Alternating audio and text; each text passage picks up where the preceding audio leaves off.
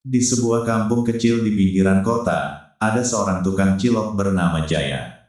Dagangannya selalu sepi. Setiap hari ia berkeliling dari gang ke gang sambil mendorong gerobak reyotnya, memanggil dengan suara lemah, "Cilok, cilok." Tak banyak yang membeli. Hidupnya makin sulit sejak istrinya sakit dan anaknya berhenti sekolah. Suatu malam, saat Jaya duduk termenung di depan rumah, datang seorang lelaki tua berpakaian hitam. "Kalau kau mau daganganmu laris, aku bisa bantu," kata lelaki itu dengan suara serak. Jaya ragu, tapi keadaan memaksanya. "Apa yang harus saya lakukan?" Lelaki itu tersenyum tipis. "Ikuti aku ke hutan besok malam. Jangan bilang siapa-siapa." Malam berikutnya, Jaya mengikuti lelaki itu ke dalam hutan yang gelap. Mereka berhenti di sebuah tempat yang dipenuhi sesajen, kepala ayam, kemenyan, dan tanah yang tampak basah seperti baru digali. "Ini pesugihan," kata lelaki tua itu. "Sebagai gantinya, kau harus memberi makan penunggu." Jaya menelan ludah. "Memberi makan apa?" Lelaki itu hanya menunjuk ke tanah. Tiba-tiba, dari dalam tanah muncul tangan pucat, kurus, dengan kuku panjang. Jaya hampir pingsan. "Setiap malam Jumat, kau beri dia sesuatu," bisik lelaki itu. "Kalau tidak, tunggulah akibatnya." Sejak malam itu, hidup Jaya berubah. Ciloknya tiba-tiba laris manis. Bahkan sebelum ia selesai berkeliling, dagangannya sudah habis. Orang-orang bilang ciloknya lebih enak, lebih kenyal, dan ada rasa aneh yang bikin nagih. Uang mulai mengalir, istrinya sembuh, anaknya bisa sekolah lagi. Namun, setiap malam Jumat, Jaya harus ke hutan. Awalnya, ia hanya membawa ayam, lalu kambing kecil. Tapi lama-lama, tangan dari dalam tanah itu menolak. Suara serak terdengar dari dalam tanah. "Bukan ini." Jaya ketakutan. "Apalagi yang kau mau?" "Darah manusia." Jaya mencoba berhenti. Ia tak lagi ke hutan. Namun keesokan harinya, dagangannya busuk. Ciloknya menghitam, berbau amis.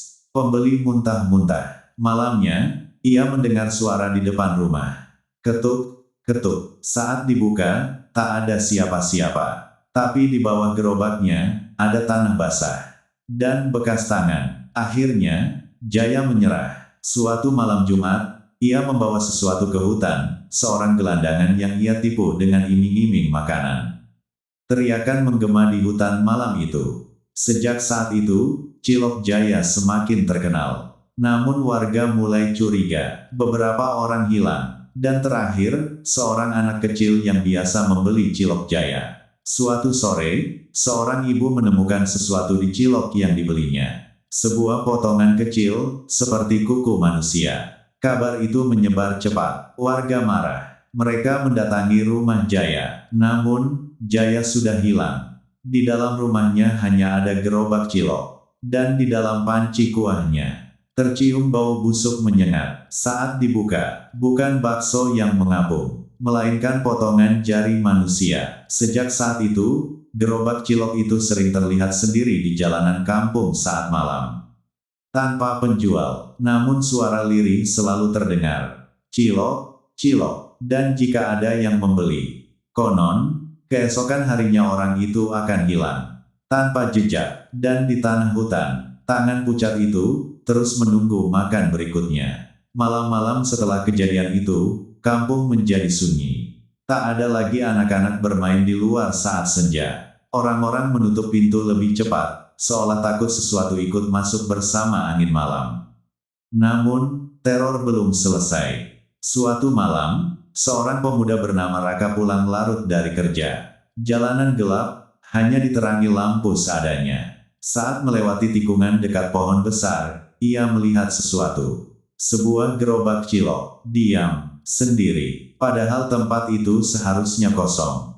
Raka berhenti, jantungnya berdegup kencang. Aneh, siapa yang jualan malam-malam begini? Ia mendekat. Roda gerobak itu berderit pelan. Padahal tak didorong siapapun. Lalu terdengar suara lirih dari balik uap panas.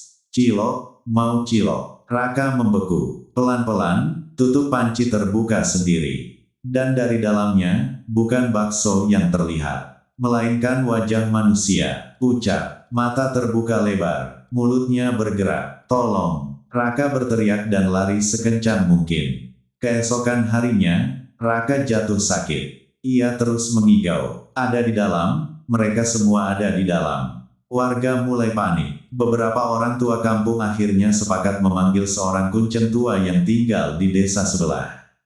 Namanya Ki Darmo. Ki Darmo datang saat malam Jumat. Ia membawa dupa, air bunga, dan sebuah tongkat kayu tua.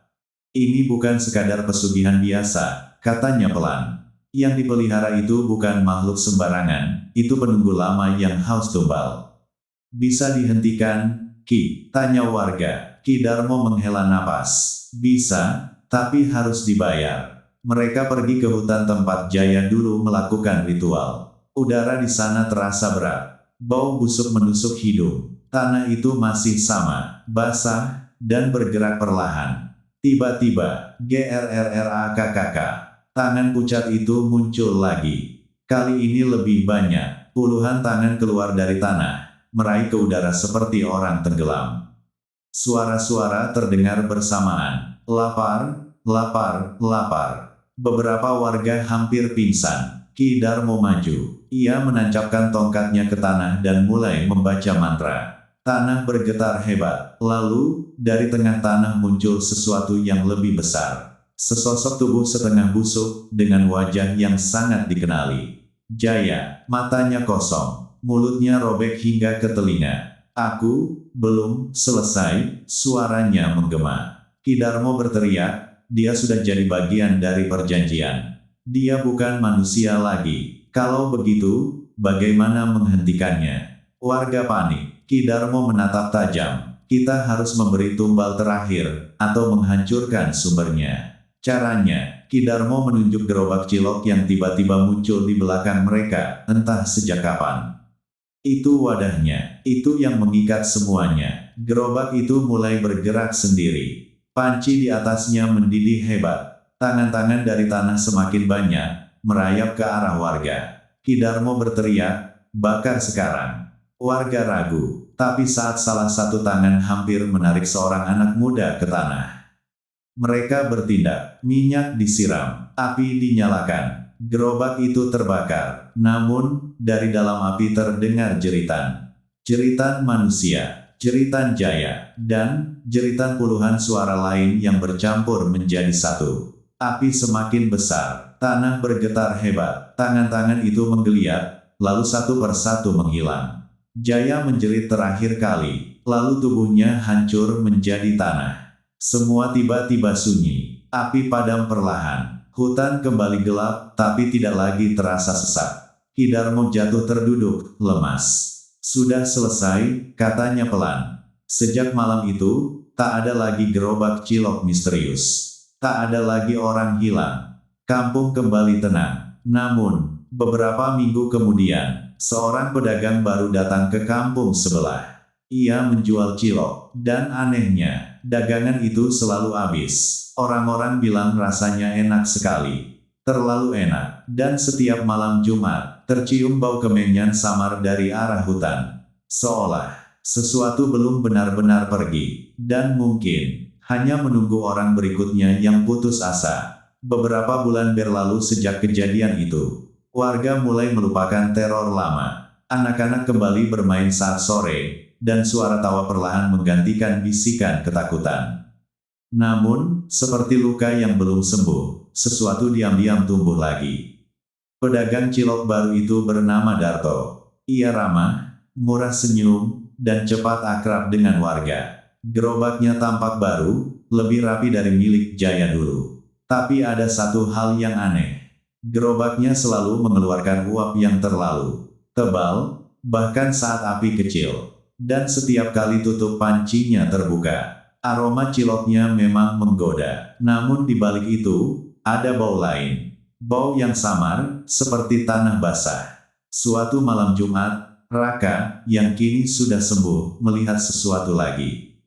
Ia tidak sengaja melewati hutan saat pulang. Dan di sana, ia melihat Darto, sendiri, berdiri di tempat yang sama. Tanah itu, tanah terkutuk itu. Raka bersembunyi di balik pohon, mengintip dengan napas tertahan. Darto menaruh sesuatu ke tanah. Bungkusan kain yang bergerak. Raka merasakan bulu kuduknya berdiri. Jangan lagi, bisiknya gemetar. Darto mulai berbisik, bahasanya aneh. Seperti bukan bahasa manusia. Angin berhenti, hutan mendadak sunyi. Lalu, tanah itu bergerak, lebih cepat dari sebelumnya. Dari dalamnya muncul tangan-tangan pucat. Lebih banyak, lebih besar, lebih lapar. Suara itu kembali, lapar. Darto tersenyum. Tenang, aku bawa yang lebih segar. Bungkusan kain itu dibuka, dan Raka hampir berteriak saat melihat isi di dalamnya. Seorang anak kecil, masih hidup, mulutnya disumpal, matanya penuh air mata. Raka tak tahan lagi. Ia berlari ke kampung, berteriak meminta bantuan. Warga berkumpul dengan panik. Tidak boleh terulang lagi, teriak seseorang. Mereka segera mengambil obor, parang, dan alat seadanya. Dan untuk kedua kalinya, malam itu, warga menuju hutan. Saat mereka tiba, ritual sudah hampir selesai. Anak itu setengah terkubur. Tangan-tangan dari tanah merayap ke tubuhnya. Darto berdiri dengan mata berbinar. Hentikan, teriak warga. Darto menoleh, dan tersenyum. Kalian terlambat. Ki Darmo, yang kembali dipanggil, maju dengan langkah berat. Kau, melanjutkan perjanjian itu? Tanyanya. Darto tertawa kecil. Melanjutkan? Tidak, Ki, saya menyempurnakannya. Tanah bergetar lebih hebat. Tangan-tangan itu kini mulai muncul di luar area tanah, merayap ke akar pohon, ke batu, bahkan ke kaki warga. Ki Darmo sadar, ini lebih buruk dari sebelumnya. Dia memberi lebih banyak tumbal, makhluk itu makin kuat. Warga mulai panik, beberapa lari, beberapa jatuh. Tiba-tiba, anak kecil itu menjerit, jeritan yang memecah malam. Dan saat itu, sesuatu keluar dari tanah. Bukan lagi tangan, bukan lagi tubuh setengah manusia, melainkan sosok besar, hitam, dengan banyak wajah menempel di tubuhnya. Wajah-wajah yang berteriak tanpa suara. Di antaranya, wajah Jaya, dan wajah orang-orang hilang sebelumnya. Makhluk itu menatap semua orang. Lalu, tersenyum. Darto berlutut, ambil semua yang kau mau, asal aku kaya. Makhluk itu mendekat, lalu, tangannya yang besar meraih Darto. Namun bukan untuk menerima tumbal, melainkan, menariknya masuk ke dalam tubuhnya sendiri. Darto menjerit, tubuhnya menyatu dengan wajah-wajah lain. Menjadi bagian dari makhluk itu. Ki Darmo berteriak, ini bukan lagi pesugihan. Ini sudah jadi wabah. Makhluk itu mulai bergerak menuju kampung. Setiap langkahnya membuat tanah retak. Tangan-tangan kecil muncul di jejaknya. Warga hanya bisa mundur. Tak ada yang berani mendekat. Ki Darmo menutup mata. Kalau ini dibiarkan, semua akan habis. Raka menatapnya. Apa yang harus kita lakukan? Ki Darmo membuka mata perlahan. Ada ketegasan di sana. Kali ini, bukan gerobaknya yang harus dihancurkan. Lalu apa? Ki Darmo menunjuk dadanya sendiri. Kita harus menutup pintunya dari dalam. Raka terdiam. Apa maksudnya? Ki Darmo tersenyum tipis. Harus ada yang masuk dan tidak kembali. Makhluk itu semakin dekat ke kampung. Wajah-wajah di tubuhnya mulai berbisik. Lapar, lapar, lapar. Dan di tengah kepanikan, Raka melangkah maju. Kalau tidak ada yang melakukannya, semua akan mati. Ki Darmo menatapnya. Kau yakin? Raka mengangguk. Dengan tangan gemetar, tapi mata yang mantap. Malam itu, seseorang berjalan menuju kegelapan. Menuju makhluk yang tak seharusnya ada. Dan saat ia menghilang di dalamnya, makhluk itu menjerit. Jeritan yang mengguncang langit. Lalu, semuanya tiba-tiba diam. Makhluk itu berhenti bergerak. Tubuhnya retak, dan hancur menjadi tanah. Pagi harinya, hutan kembali sunyi. Tak ada lagi tangan, tak ada lagi suara. Namun, Raka tidak pernah kembali. Sejak saat itu, warga membuat larangan. Tak boleh ada yang berdagang di dekat hutan. Tak boleh ada yang mencari kekayaan dengan cara gelap. Dan setiap malam Jumat, warga selalu menutup pintu rapat-rapat. Karena kadang, masih terdengar suara sangat pelan dari arah hutan. Cilok, cilok, atau mungkin itu hanya angin, atau sesuatu yang belum sepenuhnya pergi. Tahun demi tahun berlalu, kampung itu berubah. Jalanan mulai diaspal, lampu-lampu dipasang lebih terang. Hutan di pinggir desa pun sebagian ditebang, diganti bangunan dan warung-warung kecil. Orang-orang baru datang, dan seperti biasa, cerita lama perlahan dianggap hanya dongeng. Suatu hari, seorang pemuda bernama Aldi membuka usaha cilok modern. Gerobaknya bukan lagi kayu tua, tapi stainless mengilap. Ia bahkan mempromosikan dagangannya lewat media sosial. Cilok viral, isi keju, mozzarella, dan daging premium. Warga muda antusias, yang tua, hanya diam. Beberapa dari mereka saling pandang, seolah mengingat sesuatu yang tak ingin dibicarakan lagi. Aldi sukses besar, setiap hari antrean panjang. Rasanya katanya, beda, lebih gurih, lebih nagih. Suatu malam, saat sedang bersih-bersih gerobaknya, Aldi menemukan sesuatu aneh di bawah roda. Tanah, basah, padahal tadi siang kering. Ia mengerutkan dahi. Perasaan, ini bukan dari sini. Saat ia hendak menyapu tanah itu, tiba-tiba, cekrek, suara seperti sesuatu retak dari bawah. Aldi membeku. Pelan-pelan, ia menunduk, dan melihat, bekas jari, muncul dari bawah tanah. Aldi mundur cepat. Siapa di sana? Tak ada jawaban. Namun, dari dalam panci yang sudah dingin, terdengar suara kecil. Lapar. Aldi menatap panci itu dengan napas tertahan. Ah, halusinasi, gumamnya, mencoba menenangkan diri. Dengan tangan gemetar, ia membuka tutup panci. Kosong. Tak ada apa-apa. Ia menghela napas lega. Cuma capek. Namun saat ia menutup kembali panci itu, terdengar suara dari belakangnya. Cilok. 1. Aldi menoleh cepat. Seorang anak kecil berdiri di sana. Pakaiannya kotor. Wajahnya pucat. Matanya kosong. Aldi memaksakan senyum. Malam-malam begini masih beli cilok. Anak itu hanya menunjuk panci. Lapar. Aldi ragu. Tapi entah kenapa, ia tetap mengambil cilok dari dalam panci. Padahal tadi ia yakin panci itu kosong.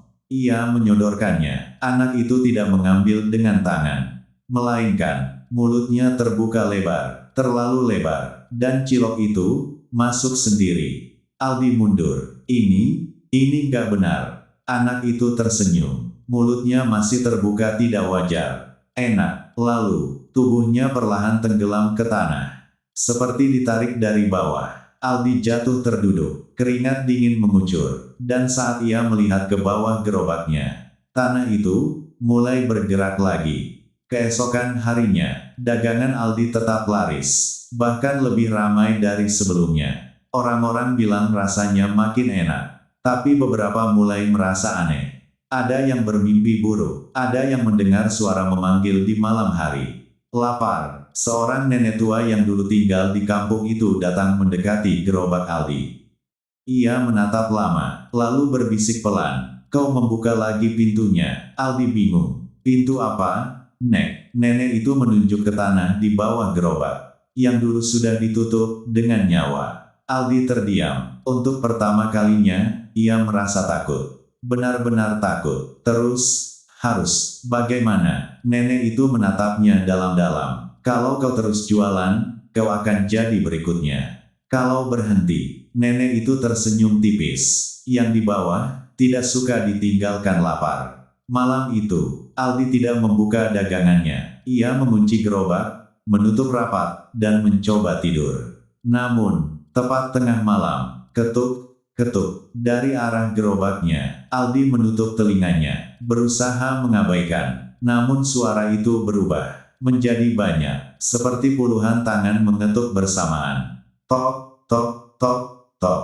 Lalu, suara itu muncul lagi. Banyak suara, berbisik bersamaan. Lapar, lapar, lapar. Gerobak itu mulai bergeser sendiri. Roda berderit di luar rumah. Padahal tidak ada yang mendorong. Aldi tak tahan lagi. Ia membuka pintu. Dan yang ia lihat, membuat darahnya seolah berhenti mengalir. Gerobaknya berdiri tepat di depan rumah. dengan panci terbuka, dan di dalamnya, puluhan wajah menatapnya, termasuk wajah anak kecil semalam, dan wajah Raka. Salah satu dari mereka berbisik. Gantian, Aldi mundur perlahan, namun tanah di belakangnya tiba-tiba lembek. Tangannya terperosok, dingin, basah, dan penuh jari. Ceritanya pecah di malam itu. Namun tak ada yang berani keluar rumah. Karena semua orang tahu, cerita lama tidak pernah benar-benar berakhir. Keesokan paginya, gerobak Cilok itu kembali ke jalan. Mengkilap, bersih, seperti baru, dengan tulisan baru di depannya. Cilok viral, lebih enak dari sebelumnya. Dan di belakangnya, seorang penjual berdiri, diam, tersenyum, namun matanya kosong. Sejak itu, jika kamu lewat di kampung itu saat malam Jumat, dan mencium bau cilok yang sangat enak, jangan pernah berhenti, jangan pernah menoleh, karena bisa jadi, yang memanggilmu bukan penjual, tapi mereka yang masih lapar di bawah tanah. Menunggu giliranmu. Kisah horor pesugihan tukang cilok. Di sebuah kampung kecil di pinggiran kota, ada seorang tukang cilok bernama Jaya. Dagangannya selalu sepi. Setiap hari ia berkeliling dari gang ke gang sambil mendorong gerobak reyotnya, memanggil dengan suara lemah, "Cilok, cilok." Tak banyak yang membeli. Hidupnya makin sulit sejak istrinya sakit dan anaknya berhenti sekolah. Suatu malam, saat Jaya duduk termenung di depan rumah, datang seorang lelaki tua berpakaian hitam. "Kalau kau mau daganganmu laris, aku bisa bantu," kata lelaki itu dengan suara serak. Jaya ragu, tapi keadaan memaksanya. "Apa yang harus saya lakukan?" Lelaki itu tersenyum tipis. "Ikuti aku ke hutan besok malam. Jangan bilang siapa-siapa." Malam berikutnya, Jaya mengikuti lelaki itu ke dalam hutan yang gelap. Mereka berhenti di sebuah tempat yang dipenuhi sesajen, kepala ayam, kemenyan, dan tanah yang tampak basah seperti baru digali. "Ini pesugihan," kata lelaki tua itu. "Sebagai gantinya, kau harus memberi makan penunggu." Jaya menelan ludah. "Memberi makan apa?" Lelaki itu hanya menunjuk ke tanah. Tiba-tiba, dari dalam tanah muncul tangan pucat, kurus, dengan kuku panjang. Jaya hampir pingsan. "Setiap malam Jumat, kau beri dia sesuatu," bisik lelaki itu. "Kalau tidak, tunggulah akibatnya." Sejak malam itu, hidup Jaya berubah. Ciloknya tiba-tiba laris manis. Bahkan sebelum ia selesai berkeliling, dagangannya sudah habis. Orang-orang bilang ciloknya lebih enak, lebih kenyal, dan ada rasa aneh yang bikin nagih. Uang mulai mengalir, istrinya sembuh, anaknya bisa sekolah lagi. Namun, setiap malam Jumat, Jaya harus ke hutan. Awalnya, ia hanya membawa ayam, lalu kambing kecil. Tapi lama-lama, tangan dari dalam tanah itu menolak. Suara serak terdengar dari dalam tanah. "Bukan ini." Jaya ketakutan. "Apalagi yang kau mau?" "Darah manusia." Jaya mencoba berhenti. Ia tak lagi ke hutan. Namun keesokan harinya, dagangannya busuk. Ciloknya menghitam, berbau amis. Pembeli muntah-muntah. Malamnya, ia mendengar suara di depan rumah. Ketuk, ketuk. Saat dibuka, tak ada siapa-siapa. Tapi di bawah gerobaknya, ada tanah basah dan bekas tangan. Akhirnya, Jaya menyerah. Suatu malam Jumat, ia membawa sesuatu ke hutan, seorang gelandangan yang ia tipu dengan iming-iming makanan. Teriakan menggema di hutan malam itu. Sejak saat itu, Cilok Jaya semakin terkenal. Namun warga mulai curiga, beberapa orang hilang, dan terakhir, seorang anak kecil yang biasa membeli Cilok Jaya. Suatu sore, seorang ibu menemukan sesuatu di cilok yang dibelinya. Sebuah potongan kecil, seperti kuku manusia. Kabar itu menyebar cepat. Warga marah. Mereka mendatangi rumah Jaya. Namun, Jaya sudah hilang. Di dalam rumahnya hanya ada gerobak cilok. Dan di dalam panci kuahnya, tercium bau busuk menyengat. Saat dibuka, bukan bakso yang mengapung, melainkan potongan jari manusia. Sejak saat itu, gerobak cilok itu sering terlihat sendiri di jalanan kampung saat malam. Tanpa penjual, namun suara lirih selalu terdengar. cilok, cilok, dan jika ada yang membeli. Konon, keesokan harinya orang itu akan hilang tanpa jejak, dan di tanah hutan, tangan pucat itu terus menunggu makan berikutnya. Malam-malam setelah kejadian itu, kampung menjadi sunyi. Tak ada lagi anak-anak bermain di luar saat senja. Orang-orang menutup pintu lebih cepat, seolah takut sesuatu ikut masuk bersama angin malam. Namun, teror belum selesai. Suatu malam, seorang pemuda bernama Raka pulang larut dari kerja. Jalanan gelap, hanya diterangi lampu seadanya. Saat melewati tikungan dekat pohon besar, ia melihat sesuatu. Sebuah gerobak cilok, diam, sendiri. Padahal tempat itu seharusnya kosong. Raka berhenti, jantungnya berdegup kencang. Aneh, siapa yang jualan malam-malam begini? Ia mendekat. Roda gerobak itu berderit pelan, padahal tak didorong siapapun. Lalu terdengar suara lirih dari balik uap panas. Cilok, mau cilok. Raka membeku. Pelan-pelan, tutup panci terbuka sendiri. Dan dari dalamnya, bukan bakso yang terlihat, melainkan wajah manusia, pucat, mata terbuka lebar, mulutnya bergerak. Tolong! Raka berteriak dan lari sekencang mungkin. Keesokan harinya, Raka jatuh sakit. Ia terus mengigau. Ada di dalam, mereka semua ada di dalam. Warga mulai panik. Beberapa orang tua kampung akhirnya sepakat memanggil seorang kuncen tua yang tinggal di desa sebelah. Namanya Ki Darmo. Ki Darmo datang saat malam Jumat. Ia membawa dupa, air bunga, dan sebuah tongkat kayu tua. Ini bukan sekadar pesugihan biasa, katanya pelan. Yang dipelihara itu bukan makhluk sembarangan, itu penunggu lama yang haus tumbal.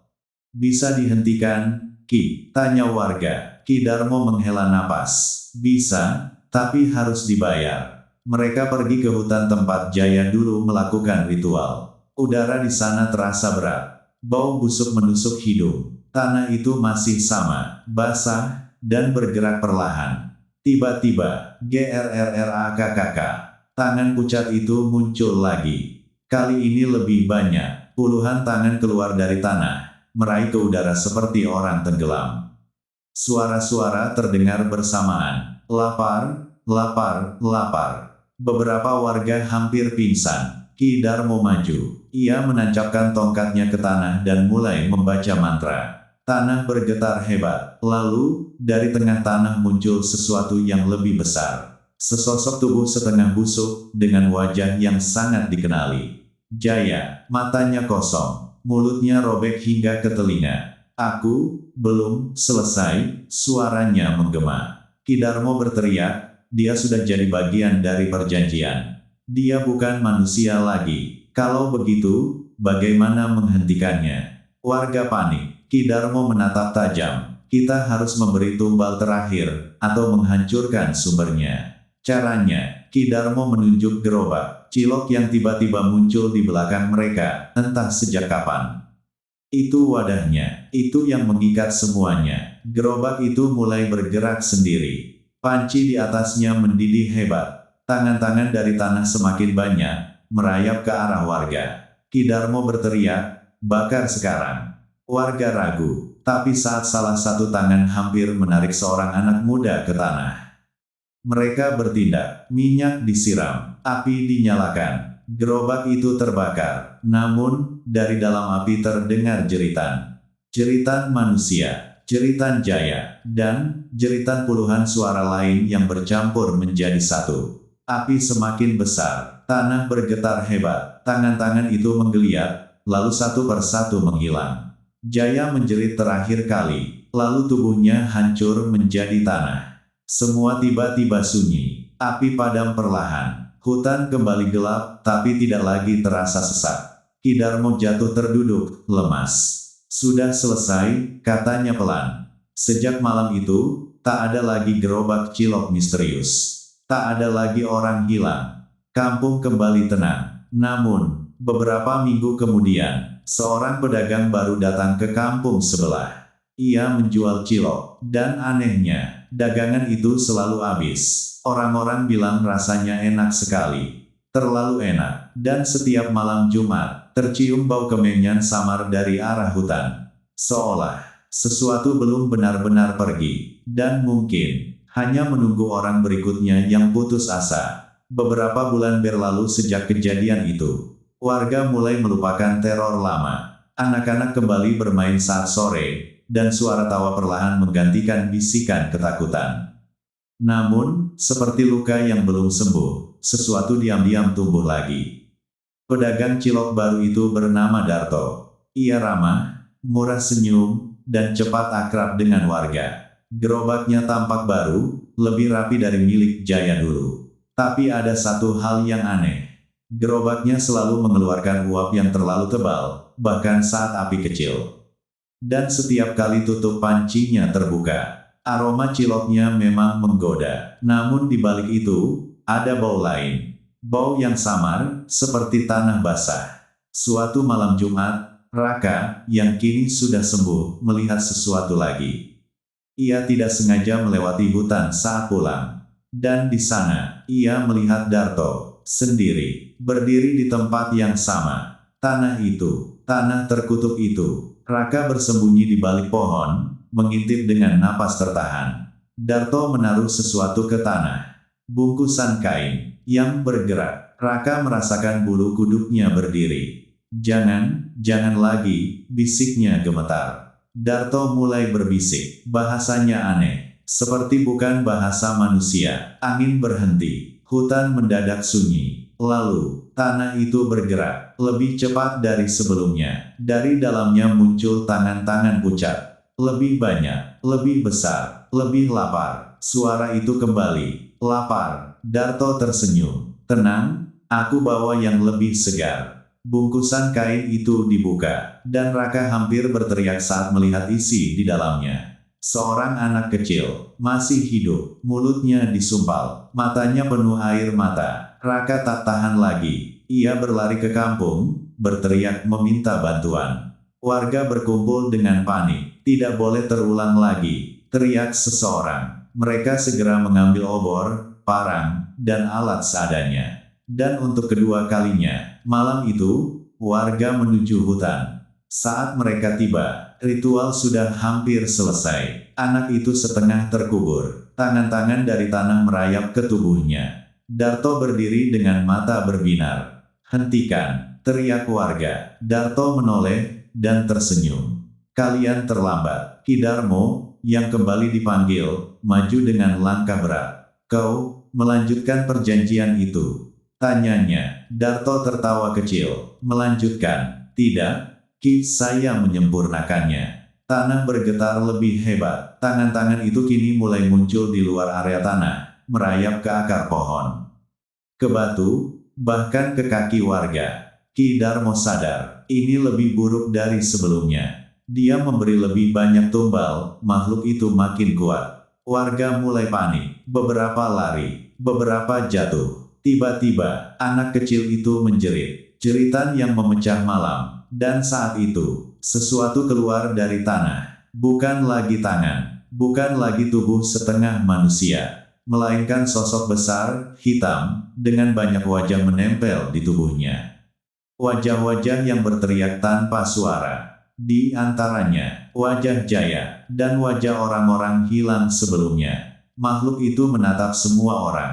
Lalu, tersenyum. Darto berlutut, ambil semua yang kau mau, asal aku kaya. Makhluk itu mendekat, lalu, tangannya yang besar meraih Darto. Namun bukan untuk menerima tumbal, melainkan, menariknya masuk ke dalam tubuhnya sendiri. Darto menjerit, tubuhnya menyatu dengan wajah-wajah lain. Menjadi bagian dari makhluk itu. Ki Darmo berteriak, ini bukan lagi pesugihan. Ini sudah jadi wabah. Makhluk itu mulai bergerak menuju kampung.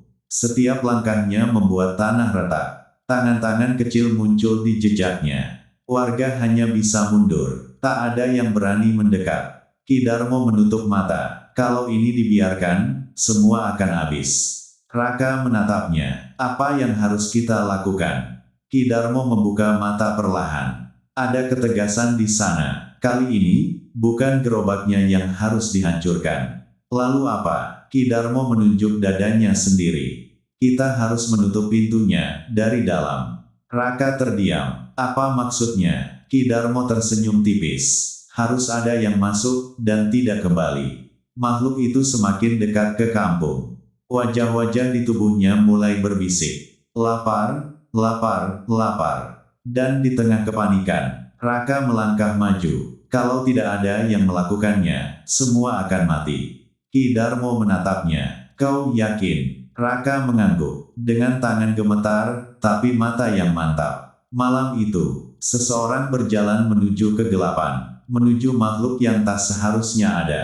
Dan saat ia menghilang di dalamnya, makhluk itu menjerit, jeritan yang mengguncang langit. Lalu, semuanya tiba-tiba diam. Makhluk itu berhenti bergerak, tubuhnya retak, dan hancur menjadi tanah. Pagi harinya, hutan kembali sunyi. Tak ada lagi tangan, tak ada lagi suara. Namun, Raka tidak pernah kembali. Sejak saat itu, warga membuat larangan. Tak boleh ada yang berdagang di dekat hutan. Tak boleh ada yang mencari kekayaan dengan cara gelap. Dan setiap malam Jumat, warga selalu menutup pintu rapat-rapat. Karena kadang, masih terdengar suara sangat pelan dari arah hutan. Cilok, cilok, atau mungkin, itu hanya angin, atau sesuatu yang belum sepenuhnya pergi. Tahun demi tahun berlalu, kampung itu berubah. Jalanan mulai diaspal, lampu-lampu dipasang lebih terang. Hutan di pinggir desa pun sebagian ditebang, diganti bangunan dan warung-warung kecil. Orang-orang baru datang, dan seperti biasa, cerita lama perlahan dianggap hanya dongeng. Suatu hari, seorang pemuda bernama Aldi membuka usaha cilok modern. Gerobaknya bukan lagi kayu tua, tapi stainless mengilap. Ia bahkan mempromosikan dagangannya lewat media sosial. Cilok viral, isi keju, mozzarella, dan daging premium. Warga muda antusias, yang tua, hanya diam. Beberapa dari mereka saling pandang, seolah mengingat sesuatu yang tak ingin dibicarakan lagi. Aldi sukses besar, setiap hari antrean panjang. Rasanya katanya, beda, lebih gurih, lebih nagih. Suatu malam, saat sedang bersih-bersih gerobaknya, Aldi menemukan sesuatu aneh di bawah roda. Tanah, basah, padahal tadi siang kering. Ia mengerutkan dahi. Perasaan, ini bukan dari sini. Saat ia hendak menyapu tanah itu, tiba-tiba, cekrek, suara seperti sesuatu retak dari bawah. Aldi membeku. Pelan-pelan, ia menunduk, dan melihat bekas jari muncul dari bawah tanah. Aldi mundur cepat. Siapa di sana? Tak ada jawaban. Namun, dari dalam panci yang sudah dingin, terdengar suara kecil. Lapar. Aldi menatap panci itu dengan napas tertahan. Ah, halusinasi, gumamnya, mencoba menenangkan diri. Dengan tangan gemetar, ia membuka tutup panci. Kosong. Tak ada apa-apa. Ia menghela napas lega. Cuma capek. Namun saat ia menutup kembali panci itu, terdengar suara dari belakangnya. Cilok. 1. Aldi menoleh cepat. Seorang anak kecil berdiri di sana. Pakaiannya kotor. Wajahnya pucat. Matanya kosong. Aldi memaksakan senyum. Malam-malam begini masih beli cilok. Anak itu hanya menunjuk panci. Lapar. Aldi ragu. Tapi entah kenapa, ia tetap mengambil cilok dari dalam panci. Padahal tadi ia yakin panci itu kosong. Ia menyodorkannya. Anak itu tidak mengambil dengan tangan, melainkan mulutnya terbuka lebar, terlalu lebar, dan cilok itu masuk sendiri. Aldi mundur. Ini nggak benar. Anak itu tersenyum. Mulutnya masih terbuka tidak wajar. Enak. Lalu, tubuhnya perlahan tenggelam ke tanah. Seperti ditarik dari bawah. Aldi jatuh terduduk. Keringat dingin mengucur. Dan saat ia melihat ke bawah gerobaknya, tanah itu mulai bergerak lagi. Keesokan harinya, dagangan Aldi tetap laris. Bahkan lebih ramai dari sebelumnya. Orang-orang bilang rasanya makin enak. Tapi beberapa mulai merasa aneh. Ada yang bermimpi buruk. Ada yang mendengar suara memanggil di malam hari. Lapar. Seorang nenek tua yang dulu tinggal di kampung itu datang mendekati gerobak Aldi. Ia menatap lama, lalu berbisik pelan. Kau membuka lagi pintunya. Aldi bingung. Pintu apa, Nek? Nenek itu menunjuk ke tanah di bawah gerobak. yang dulu sudah ditutup dengan nyawa. Aldi terdiam. Untuk pertama kalinya, ia merasa takut. Benar-benar takut. Terus, harus bagaimana? Nenek itu menatapnya dalam-dalam. Kalau kau terus jualan, kau akan jadi berikutnya. Kalau berhenti, nenek itu tersenyum tipis. Yang di bawah, tidak suka ditinggalkan lapar. Malam itu, Aldi tidak membuka dagangannya. Ia mengunci gerobak, menutup rapat, dan mencoba tidur. Namun, tepat tengah malam, ketuk, ketuk, dari arah gerobaknya. Aldi menutup telinganya, berusaha mengabaikan. Namun suara itu berubah, menjadi banyak, seperti puluhan tangan mengetuk bersamaan. Tok, tok, tok, tok. Lalu, suara itu muncul lagi. Banyak suara, berbisik bersamaan. Lapar, lapar, lapar. Gerobak itu mulai bergeser sendiri. Roda berderit di luar rumah. Padahal tidak ada yang mendorong. Aldi tak tahan lagi. Ia membuka pintu. Dan yang ia lihat, membuat darahnya seolah berhenti mengalir. Gerobaknya berdiri tepat di depan rumah. Dengan panci terbuka, dan di dalamnya, puluhan wajah menatapnya, termasuk wajah anak kecil semalam, dan wajah Raka. Salah satu dari mereka berbisik. Gantian, Aldi mundur perlahan, namun tanah di belakangnya tiba-tiba lembek. Tangannya terperosok, dingin, basah, dan penuh jari. Ceritanya pecah di malam itu. Namun tak ada yang berani keluar rumah. Karena semua orang tahu, cerita lama tidak pernah benar-benar berakhir. Keesokan paginya, gerobak cilok itu kembali ke jalan. Mengkilap, bersih, seperti baru, dengan tulisan baru di depannya. Cilok viral, lebih enak dari sebelumnya. Dan di belakangnya, seorang penjual berdiri, diam, tersenyum, namun matanya kosong. Sejak itu, jika kamu lewat di kampung itu saat malam Jumat, dan mencium bau cilok yang sangat enak, jangan pernah berhenti, jangan pernah menoleh, karena bisa jadi, yang memanggilmu bukan penjual, tapi mereka yang masih lapar di bawah tanah, menunggu giliranmu.